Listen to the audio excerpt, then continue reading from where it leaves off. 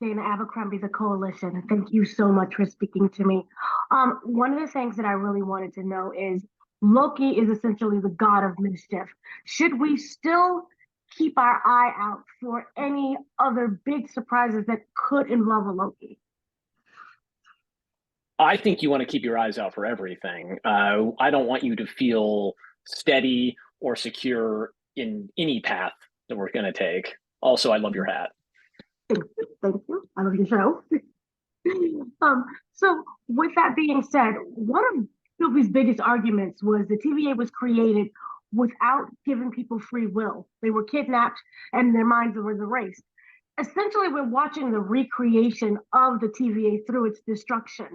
With that said, could you make the argument that Loki is unknowingly creating the TVA in with Sylvie's wishes, or is it still a part of He Who Remains plan? Because he did have a contingency plan.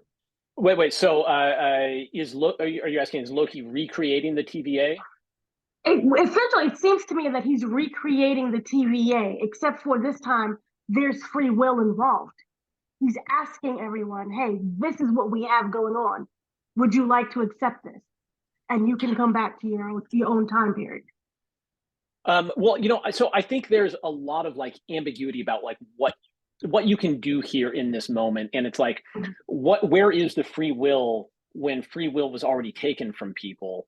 And so you have Mobius who didn't want to go see his timeline, and then we get to go see his timeline. But does he not have that choice to stay at the TVA? Like now that he's there, like it's pretty muddy water, but I think that's the benefit of it, right? Right.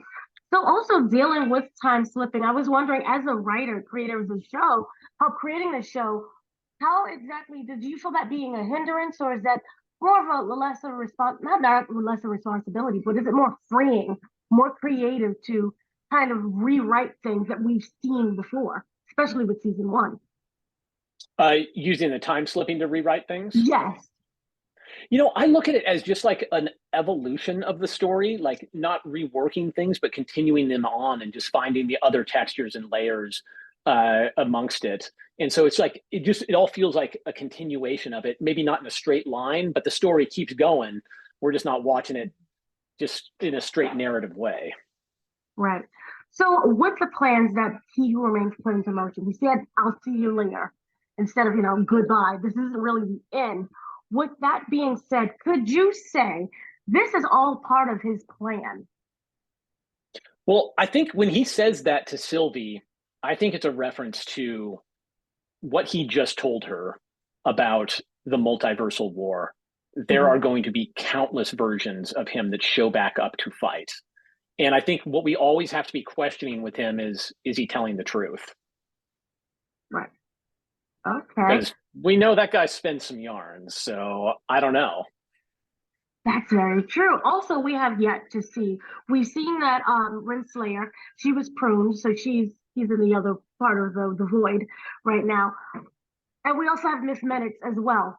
That big scene, I was wondering with Miss Minutes, what was that really? Was she always in love with He Who Remains, and there was a jealousy between her and Renslayer?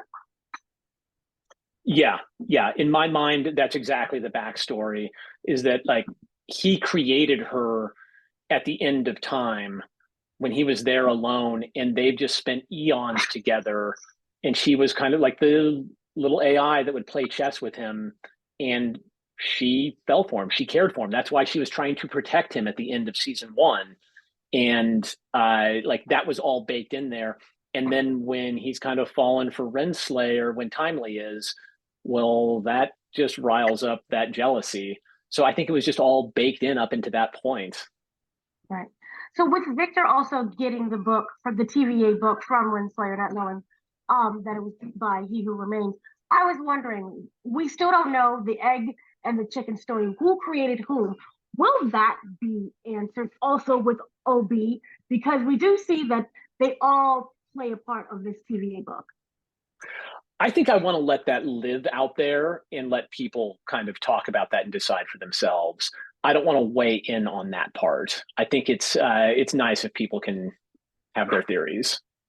Okay, well, thank you so much. Love what I'm seeing. I love season one, love season two, and thank you for the mystery of it all. Well, thank you so much, Dana.